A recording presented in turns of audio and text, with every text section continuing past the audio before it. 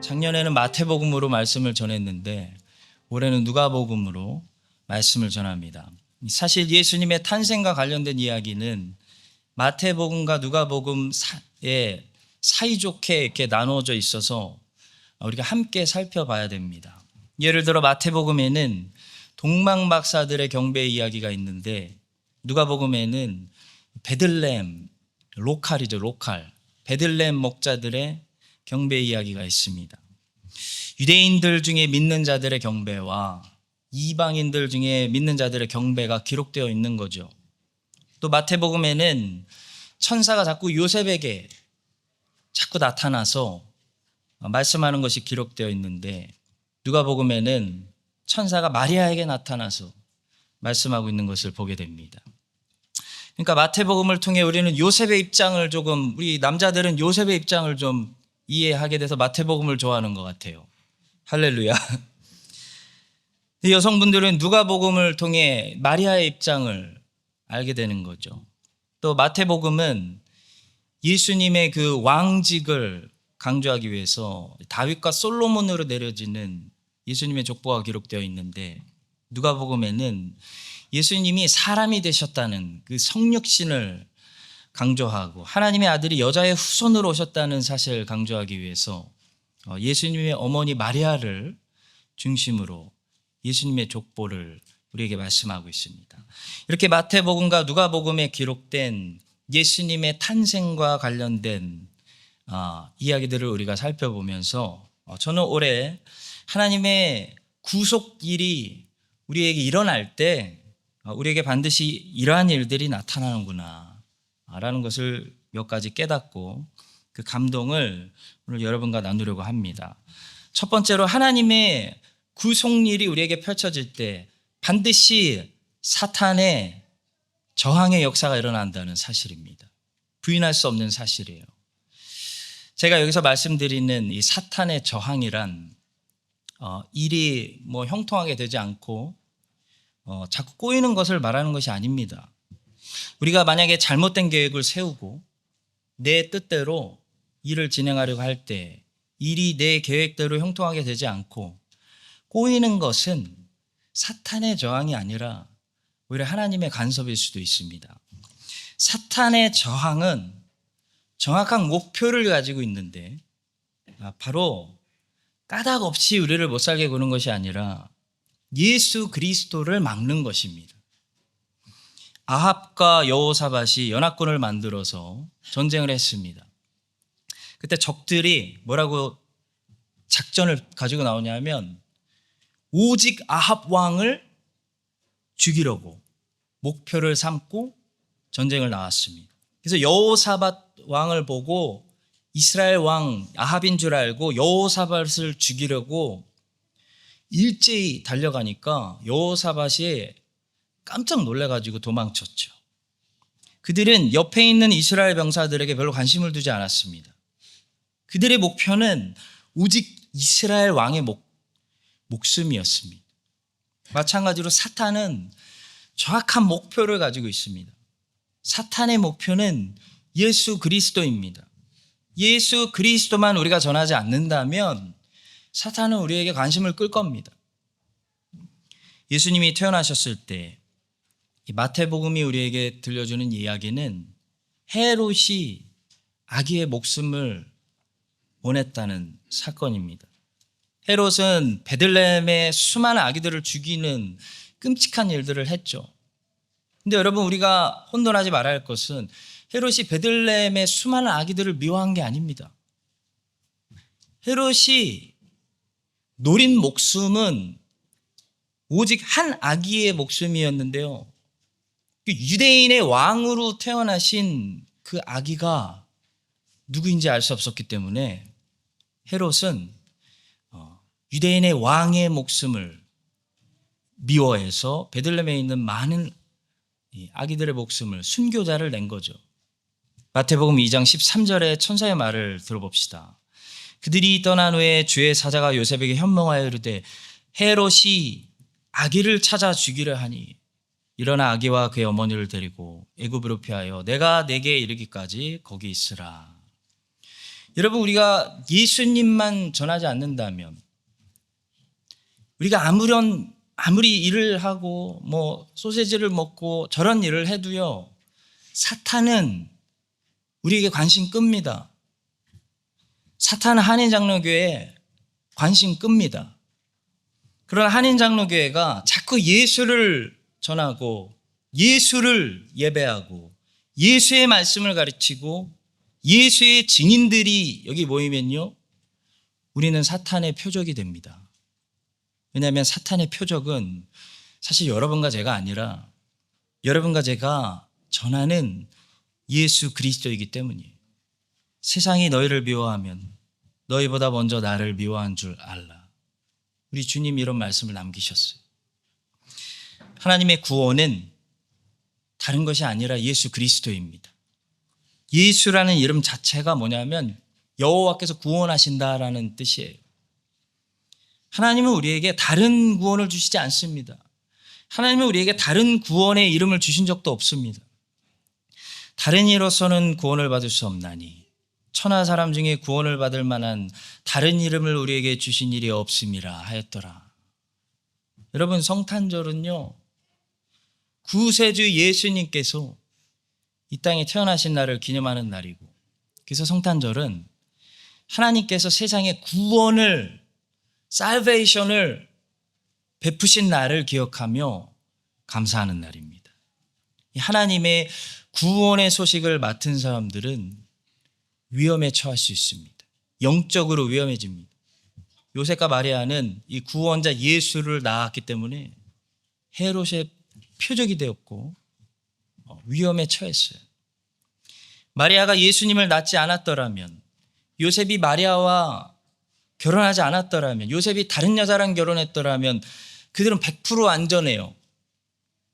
그러나 마리아가 예수님을 낳아버렸고 요셉이 이 마리아와 결혼을 했기 때문에 그들은 표적이 되었고 위험해졌습니다.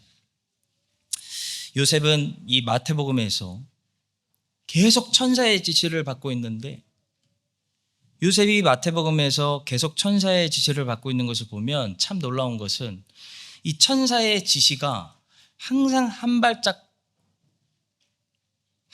빠르다는 거예요. 항상 빠릅니다. 그래서 요셉과 마리아를 안전한 곳으로 인도합니다.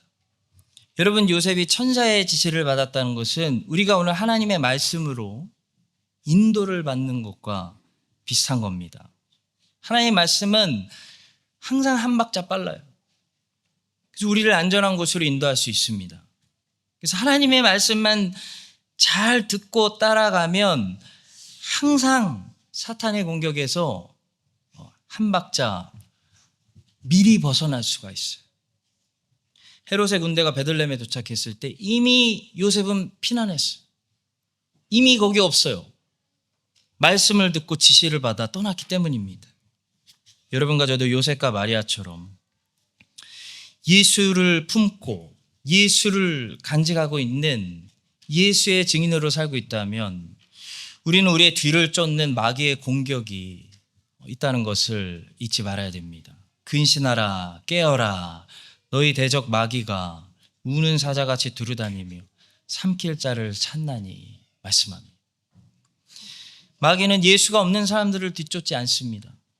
마귀는 예수를 노리고 있기 때문에 예수를 품고 예수를 간직한 그리스도의 증인들을 없애려고 하는 거죠. 찾고 있는 거죠. 그러나 걱정하지 마십시오. 성경은 헤롯이 죽고 요셉과 마리아는 안전하게 살았다라고 우리에게 말하고 있습니다. 그 비결은 딱 한 가지였습니다. 바로 요셉이 하나님의 말씀을 들었기 때문이에요.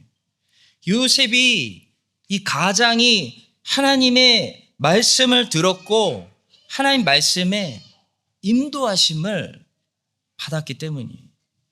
성도 여러분, 하나님의 말씀에서 벗어나지 마십시오. 우리 가장 여러분들, 하나님의 말씀을 들어야 온 가족이 삽니다. 하나님의 말씀으로 올해도 인도하심을 받고 내년에도 인도하심을 받으십시오. 그러면 우리가 죽는 게 아니라 우리 눈앞에 헤롯이 죽고 사탄의 역사가 실패하는 것을 보게 될 것입니다. 하나님의 구속 역사가 우리 가운데 펼쳐질 때 항상 마귀의 역사도 같이 일어납니다. 그래서 깨어있고 기도해야 됩니다. 말씀을 들어야 됩니다. 말씀의 인도하심을 받아야 됩니다. 말씀의 인도하심에서 벗어나는 순간부터 사자의 밥이 될 수 있습니다.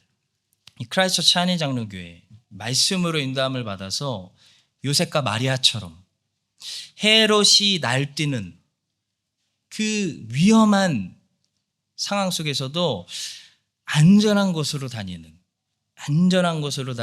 하나님의 보호하심과 인도하심을 여러분들의 모든 가정에서 체험할 수 있기를 예수님의 이름으로 축복합니다.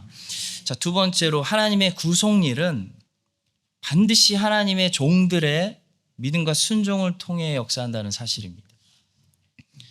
하나님의 구속일이 세상 가운데 펼쳐질 때 그냥 펼쳐지지 않아요. 수단을 통해 펼쳐집니다. 통로를 통해 적용됩니다. 바로 하나님의 종들의 믿음과 순종이라는 이 수단 없이 알아서 저절로 펼쳐지는 게 아니에요. 니느웨를 구원하겠다는 하나님의 구원 계획이 니느웨에 어떻게 펼쳐졌습니까? 누구를 통해 펼쳐집니까? 하나님은 요나의 순종을 통해 그 일을 펼치시는 거예요. 그래서 요나가 막 죽기까지 안 가려고 하지만 요나가 순종해서 니느웨에 도착할 때까지 하나님은 아직 니느웨에 구원을 베푸시지 않아요. 오늘 누가복음에 보면 마리아가 황당한 이야기를 듣습니다. 마리아는 아마도 20대 초반 청년이었을 거예요. 그냥 아직 결혼도 안 했는데 임신한다는 소식을 들었어요. 여러분, 이게 남의 얘기니까 우리가 그냥 굿뉴스지, 마리아에게는 이게 굿뉴스가 아니에요. 마리아에게는 이게 인생이 뒤집어지는 소리였어요. 구세주 예수님이 이 땅에 오신다는 그 굿뉴스가 되는데 어떤 과정이 거기 있었냐면 하나님의 여종의 정말 믿음과 순종의 역사가 있었다는 거죠. 마리아는 얼마나 두려웠을까요? 얼마나 두려웠을까? 아직 결혼도 안 했는데 사람들이 임신한 것을 알게 되면 마리아 죽을 수도 있습니다. 마리아 매장됩니다. 또 요셉에게 뭐라고 말해야 될까요? 천사는 요셉에게는 마리아야, 내가 따로 말해줄게, 이런 말 안 했습니다. 여러분, 항상 하나님은 그러신 것 같아요. 항상 하나님은 그 사람에게는 내가 이렇게 말해줄게 라고 우리에게 안 해주시는 것 같아요. 왜냐하면 우리는 하나님을 신뢰해야 되기 때문입니다. 그래서 마리아는 두려웠을 것입니다. 요셉에게 뭐라고 말해야 될까? 요셉, 나 사랑하지? 나 믿지? 내가 임신을 했는데 성령으로 구세주를 임신해버렸어. 아니, 이게 무슨 뚱딴지 같은 소리야. 그 소리를 믿어줄 남자가 어디 있어요? 근데 마리아는 어떤 반응을 보이죠? 그 두려움 가운데, 그 불확실성 가운데 하나님께 믿음을 보여요. 하나님, 제가 다 이해는 가지 않지만, 불투명하지만 하나님은 신뢰할 수 있습니다. 환경은 명확하지 않지만 하나님은 내 눈에 명확합니다. 그것이 믿음이죠. 여러분, 믿음이라는 것은 우리가 다 컨트롤하고 다 이해하는 게 믿음이 아니에요. 다 이해하지 못하고 다 컨트롤 안 돼도 하나님을 신뢰하는 것이 믿음입니다. 그래서 마리아는 순종하죠. 마리아가 이르되 주의 여정이 오니 말씀대로 내게 이루어지이다 하매 천사가 떠나가니라. 성도 여러분, 하나님의 구속의 일이 우리에게 펼쳐질 때 그 과정 속에는 항상 누가 있냐면요, 눈물 흘리고 십자가 지는 하나님의 종들이 있어요.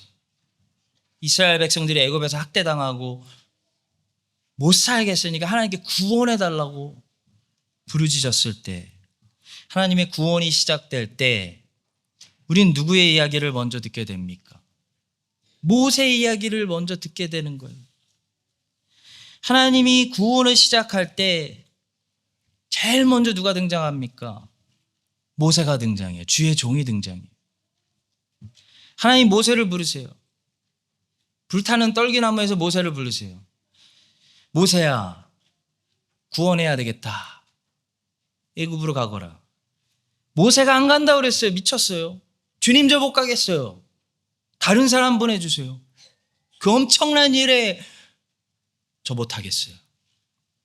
그랬는데 하나님이 등 떠밀어서 모세가 갔어요. 그리고 여러분 출애굽기부터 레위기, 민수기, 신명기까지 그 후에 모세가 어떻게 살았는지 여러분 잘 아실 거예요. 물론 모세는 행복했습니다. 왜냐하면 모세의 기업은 하나님이었어요. 모세는 가나안 땅 1평도 기업으로 받지 못했지만 하나님이 모세의 기업이었어요. 그래서 모세는 행복했어요. 모세의 면류관은 하나님이었으며 모세의 가나안 땅은 하나님이었기 때문에 모세는 행복했어요. 모세는 하나님을 바라보며 걸었고 모세는 하나님을 향해 걸었지 가나안 땅을 향해 걸은 거 아니에요. 모세는 하나님 안에 있었고 모세가 광야에서 먹었던 영의 양식은 하나님이었어요. 그래서 모세는 행복했습니다. 오, 하나님 행복합니다. 주의 종이 되니 행복하군요. 그러나 모세가 얼마나 우리 인간의 눈으로 봤을 때는 십자가를 지고 얼마나 믿을 수 없는 상황에서 믿어야 하고 얼마나 어려운 순종을 해야 했는지 우리 다 알잖아요. 여러분 사도행전에 보시면 이방인들에게 이제 구원의 역사가 참았다가 이제 터지려고 역사가 시작되려고 하니까 누가 나와요? 사도 바울이 튀어나와요. 왜 사도 바울이 튀어나옵니까? 바울의 그 믿음과 순종을 통해 이방인들에게 하나님의 구원이 들어가기 때문이에요. 바울의 등에 채찍의 흔적이 맞아야 이방인에게 구원이 들어가는 거예요. 성도 여러분, 여러분과 저의 먼저 된 자들의 믿음과 순종이 없이는 오늘 같은 하나님의 구원의 역사는 없습니다. 여러분과 제가 하나님을 믿을 수 없는 광야 같은 환경에서 하나님을 믿고 도저히 하나님께 순종할 수 없을 것 같은 무거운 십자가를 지고도 하나님께 순종할 때 하나님의 구속 사역이 펼쳐지는 거예요. 하나님이 그 종들의 믿음과 순종을 받으시고 그걸 통해 영혼들을 구원해 주시는 거예요. 마리아와 요셉의 십자가가 없었더라면 하나님의 구원, 예수님이 이 땅에 오실 수 없었습니다.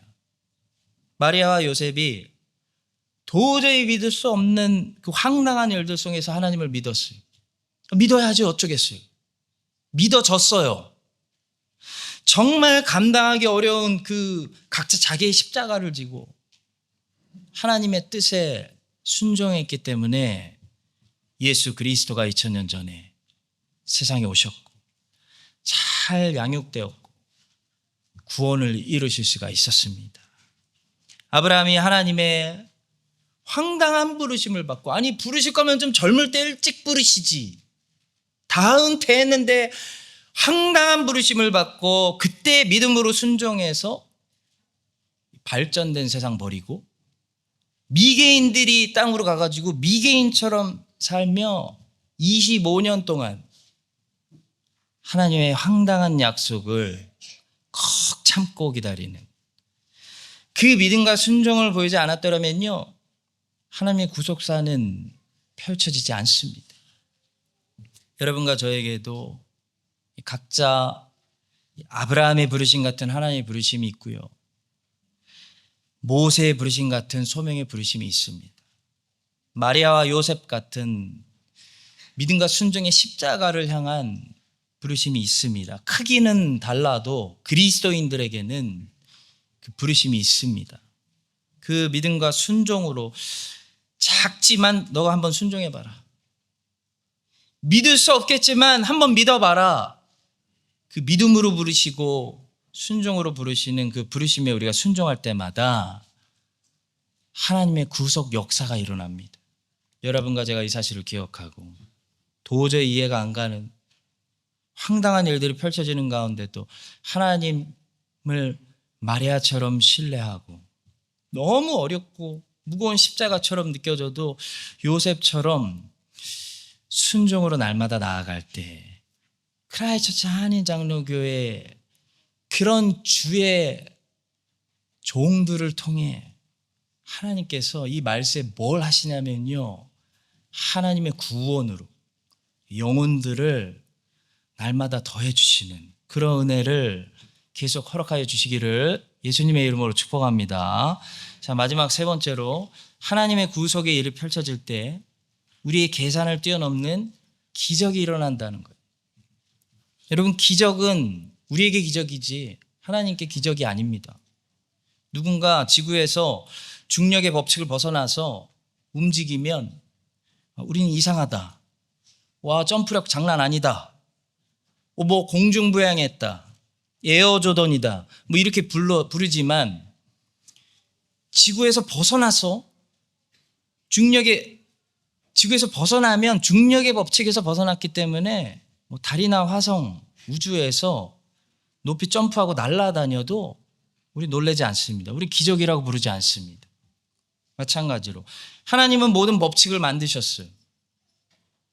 그 법칙의 통제를 받는 것이 아니고 그 법칙을 다스리고 붙드시기 때문에 하나님은 법칙을 초월해서 일하실 수 있습니다. 그럴 때 우리는 기적이 일어났다라고 부르고, 그런 하나님의 일하심이 우리 눈에는 기적으로 나타나는 것입니다. 아니, 동정녀가 남자를 가까이 하지도 않았는데 임신을 한다. 여러분, 이것은 우리에게 기적입니다. 이해할 수 없는 일이고 우리의 이해를 뛰어넘는 일이에요. 근데 그런 일이 마리아에게 벌어졌어요. 처녀가 임신한 거예요. 사실 그것보다 더 믿을 수 없는 사실은 뭐냐면 하나님의 아들이 사람이 된 거예요. 하나님이 육신을 입고 세상에 오신 거예요. 여러분, 이거 기적입니다. 하나님의 구속의 역사가 펼쳐질 때는 이런 기적이 일어나요. 왜 기적이 일어날까요? 죽은 사람을 살리는 것은 기적이 아니면 할 수 없기 때문이에요. 여러분, 죽어가던 사람이 살아나도 의사들이 놀랍니다. 죽어가던 사람이 살아나도 우린 기적이라고 얘기를 하는데, 이미 죽은 사람이 살아나려면 기적이 필요해요. 여러분, 죄인은 누구입니까?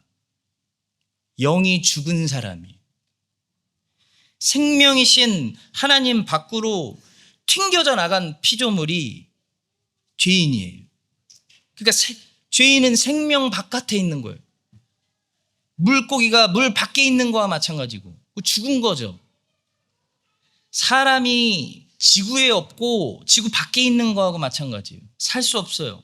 그러니까 죄인은 영이 죽어 있는 사람, 생명신 하나님으로부터 분리된 사람, 끊어진 사람, 하나님 바깥에 있는 사람이 죄인입니다. 근데 이 죄인이 다시 살아난다? 이 죄인이 살아나? 다시 살아날 뿐 아니라 그 죄인이 하나님의 자녀가 된다? 여러분, 이거 기적입니다. 기적이 아니면 있을 수 없는 일이에요. 기적이 아니면 할 수 없는 일이에요. 여러분, 기적이라는 것은 하나님만이 하실 수 있는 일이라는 것을 말하는 거예요. 죽은 죄인을 살려내는 거, 우리 사람이 할 수 없는 일입니다. 사람이 100번 제사 드리고 엄청난 헌금을 하고 엄청나게 선행을 하고 도덕적으로 깨끗이 산다고 죽은 사람이 살아나지 않아요.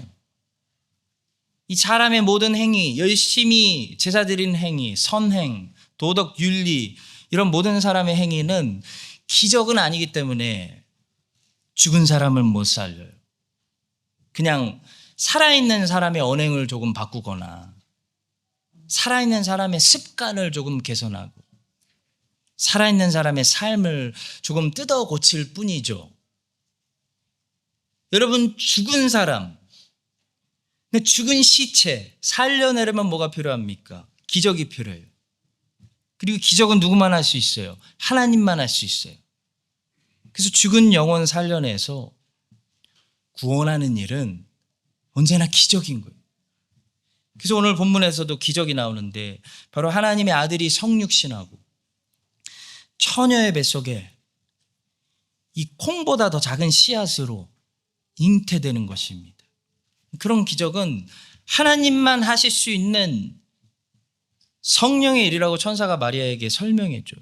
마리아가 천사에게 말하되 나는 남자를 알지 못하니 어찌 이 일이 있으리이까. 천사가 대답하여 이르되 성령이 내게 임하시고 지극히 높으신 이의 능력이 너를 덮으시리니 이러므로 나실 바 거룩한 이는 하나님의 아들이라 일컬어지리라. 대저 하나님의 모든 말씀은 능하지 못하심이 없느니라. 창세기 17장에 보시면요, 이제 아브라함하고 사라가 하나님의 약속을 기다린 지 24년이 됐습니다. 언제까지 더 기다려야 되는지 몰라요. 그냥 믿고 기다리는 거예요. 아브라함은 99세가 되었고요, 사라는 90세가 되었어요.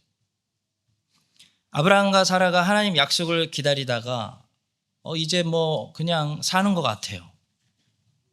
그때 하나님이 나타나셨어요. 다시 약속을 해요. 맨날 약속만 해요. 사라가 반드시 아기를 낳아줄 거니까 언약의 징표로 이제부터 할례를 하라 라고 말씀을 주십니다. 그때 아브라함이 하나님 말씀을 한참 듣더니 하나님만 계속 말씀하세요. 창세기 17장. 그러다가 하나님 말씀을 한참 듣더니 아주 재밌는 말을 해요. 아브라함이 뭐라고 말하냐면 한참 듣고 있다가 이스마엘이나 하나님 앞에 살기를 원하나이다 이렇게 딱 얘기합니다. 아브라함이 엎드려 웃으며 마음속으로 이르되 100세 된 사람이 어찌 자식을 낳을까. 사라는 90세니 어찌 출산하리요. 아브라함이 하나님께 아뢰되 이스마엘이나 하나님 앞에 살기를 원하나이다. 여러분, 오해하지 마십시오. 아브라함은 하나님이 자식을 주셔서 번성하게 하시겠다는 약속을 지금 의심하는 것이 아닙니다. 아브라함은 사실 하나님의 약속을 한 번도 의심해 본 적이 없어요. 다만 아브라함은 믿는데 하나님의 약속이 성취되는 그 방법이, 그 과정이 이스마엘을 통해서 성취되는 거죠? 당연히 하나님이라고 물었을 뿐이에요. 인간의 한계예요. 왜냐하면 이스마엘이 아니면 아브라함의 몸에서 태어난 자가 더 이상 있을 수 없기 때문이에요. 한마디로 아브라함에게 이스마엘은 natural way, 자연스러운 방법이었어요. 그러나 하나님은 자꾸 사라가 아기를 낳을 거라고 말씀하세요. 사라는 90세인데 뭔 소린가 이게. 더 이상 아기를 낳을 수 없는데 70년 동안 지금 아기를 못 낳는데 하나님 자꾸 사라가 아기를 낳는다는 거예요. 여러분, 하나님 지금 뭘 말씀하시는 겁니까? 나의 일은 자연적인 방법이 아니라 초자연적인 방법으로 성취될 거라는 거예요. 다시 말해 하나님의 일은 기적이라는 방법으로 성취될 거라는 말씀입니다. 그래서 하나님은 지금까지 자꾸 자기의 종들에게 내가 하리니, 내가 하겠다, 너 보고 하라는 게 아니다, 내가 한다 라고 말씀하시는 거예요. 내가 너로 심히 번성하게 하리니, 내가 내게서 민족들이 나게 하며 왕들이 내게로부터 나오리라. 내가 내 언약을 세우리니 내가 너와 내 후손에게 영원히 기업이 되게 하리니. 사랑하는 성도 여러분, 여러분은 기적을 믿습니까? 저는 기적을 믿습니다. 저는 솔직히 말씀드리면요, 기적 같은 삶을 살아왔고요, 지금도 기적 같은 삶을 살고 있습니다. 기적적으로 올해도 저는 버텼습니다. 성도가 기적 같은 삶을 산다고 말하는 것은요, 이상한 어떤 신비주의에 빠진다는 말이 아니라 하나님의 능력을 체험하며 산다는 것을 말하는 거예요. 하나님이 주권적으로 행하시는 일을 내가 목격한다는 것을 말하는 거예요. 안 된다고 하는데 사람들이 되는 것을 보는 거예요. 다들 거기는 안 된다고 하는데 그 땅에서 물을 발견하는 거예요. 다들 이쪽으로 떠나는데 혼자 하나님 부리시는 가나안 땅으로 걸어가는 거예요. 하나님을 믿고 가는 겁니다. 하나님을 믿는 거예요. 오늘 성탄절은 무슨 날인지 아세요? 기적의 날이에요. 기적의 날을 기념하는 날입니다. 하나님의 아들이 시우만큼 조그만 아기로 오시는 기적을 우리가 기억하는 날이에요. 동정녀를 능히 임신하게 하시는 지극히 높으신 하나님의 능력을, 기적을 기억하는 날입니다. 그 옛날에 안 된다, 이제 늙었다, 이제 늦었다, 이스마엘이나 하나님 앞에 살기를 원합니다, 안 됩니다 라고 했던 그 사라의 뱃속에 이삭을 창조하신 지극히 높으신 하나님의 능력이 여러분들을 덮으시고 우리 교회를 덮으셔서 우리가 계산하는, 우리가 예상하는 인간 수준의 그런 뻔한 2025년이 아니라 하나님의 지극히 높으신 그 능력이 나타나는 기적 같은, 그래서 꿈꾸는 것 같아도다, 시편의 고백처럼 꿈꾸는 새해를 준비하며 오늘 즐거운 성탄절 되시기를 예수님의 이름으로 간절히 축원합니다. 기도하겠습니다. 기적의 하나님, 능력의 하나님, 구원의 하나님 감사합니다. 오늘 기쁨의 성탄절을 맞이하며 크라이스트처치에서 주의 거룩한 백성들이 모여 하나님을 기억하고 경배드리게 하심을 감사합니다. 주님의 구속하시는 일이 우리에게 일어날 때 우리의 생각을 초월하는 지극히 높으신 주님의 팔이 우리를 덮는 그런 기적이 일어나 죽었다고 사망 선고한 죽은 영혼들이 하나님 앞에 다시 사는 역사들이 일어나게 하여 주시옵소서. 그 일을 하실 때, 주의 종들을 부르실 때 이해가 안 가고 어려워도 마리아와 요셉처럼 주님을 믿고 순종하며 주님의 구속의 일을 대적하는 마귀의 공격을 하나님 말씀의 인도하심을 따라 매일 피하며 하나님의 구속사에 쓰임받는 예수를 품은 예수님의 증인들 되게 하여 주시옵소서. 세상의 유일한 구주가 되시는 예수님의 이름으로 기도합니다. 아멘.